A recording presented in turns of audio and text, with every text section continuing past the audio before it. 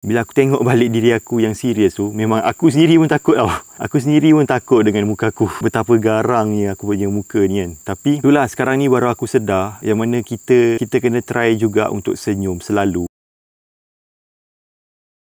Hai, kembali lagi dalam channel Sazawi, di mana tempat kita improve diri. So, sekarang ni dah 16 September. Sekarang ni hari cuti kan. And hari ni aku dekat kebun macam biasa. Macam biasa rutin harian aku memang selalu kemas kebun ni kalau pagi-pagi macam ni kan. And walaupun hari cuti, tapi aku tetap kerja gak. Kita kerja sendiri kan, mana ada cuti. So, terima kasih kepada siapa yang dah tengok video aku sebelum ni. Aku harap korang dapat manfaat daripada apa yang aku sampaikan. And untuk hari ni, aku nak bercakap pasal senyum. Aku agak prihatin terhadap tajuk ni sebab aku ni susah senyum tau. Muka aku ni garang. Muka aku ni agak angry face. Kalau siapa yang first impression tengok aku, memang dia kata aku marah dia lah. Sebab muka aku ni memang garang. Dilahirkan garang. And aku tak reti untuk nak selalu senyum. Aku dah cuba tau kalau aku selalu senyum dekat orang. Tapi lama kelamaan aku sedar yang aku sedang being fake. Aku sedang menjadi palsu. Sebab aku rasa aku tak original kalau aku selalu senyum. Tapi aku perasan, aku sedar lah yang mana kalau aku selalu muka serius, memang orang akan takut. Sebenarnya kan, bila aku rekod diri aku macam ni, bila aku tengok balik diri aku yang serius tu, memang aku sendiri pun takut tau.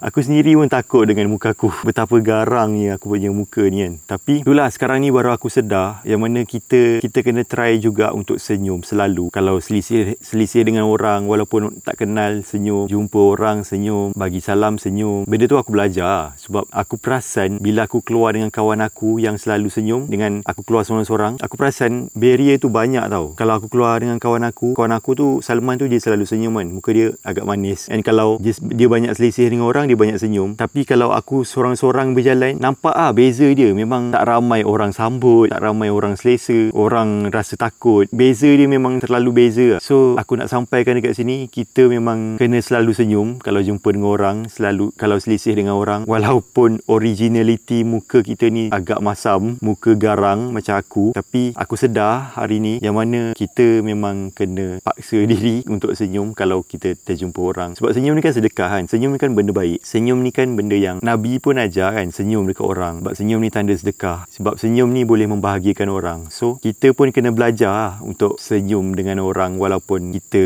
rasa sedih ke masa tu, walaupun kita rasa nak marah je pada hari tu, walaupun kita ni muka garang, kita kena still juga usaha untuk senyum dekat orang. So itulah benda yang aku belajar. Kalau korang perasan pun, muka aku ni memang garang kan. Muka aku ni memang originality dia memang menakutkan orang. Tapi sebenarnya niat aku tak adalah nak menakutkan orang. Niat aku bukanlah nak menggarangkan muka aku ni cara serius, tak. Tapi kadang-kadang aku tak sedar yang tiba-tiba muka aku ni memang garang. So macam aku cakap tadi, aku sendiri pun takut tengok muka aku, apakah lagi orang lain. So macam tu lah. Maybe lepas ni aku kena usaha untuk senyum dekat orang, usaha untuk memberi senyuman dekat orang. Sebab aku faham lah konsep memberi senyuman tu akan membahagiakan orang, akan membuat orang rasa tenang. So start daripada sekarang ni aku memang kena senyum. So korang pun sama, kalau jumpa orang kena senyum, tak boleh masam-masam muka. Sebab orang secara tak langsung pun akan merasa bahagia bila kita senyum dekat dia. So that's why lah senyum tu adalah sedekah. Sedekah memberi kebahagiaan dekat orang. So itulah poin aku untuk video kali ni. Aku harap ianya bermanfaat untuk korang dan bermanfaat untuk aku juga. Sama-sama kita amalkan dalam harian kita. So lepas ni kena banyak-banyak senyum, kena banyak-banyak bertegur sapa, jangan masam-masam muka, kurangkan muka garang, lebihkan senyuman. Itu saja daripada aku. Nama aku Awis. Bye bye.